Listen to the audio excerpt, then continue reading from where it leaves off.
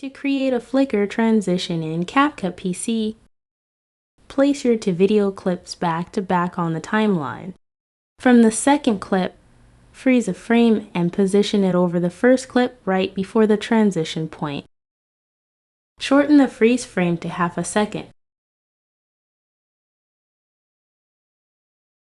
Select that freeze frame, go to Remove Background, and choose Auto Removal to isolate the subject.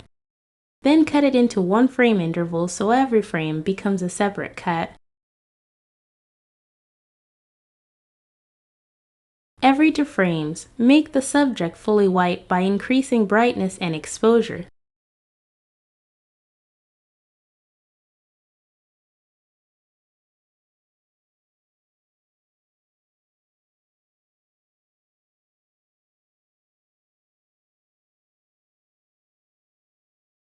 This creates a clean, flickering transition between your clips.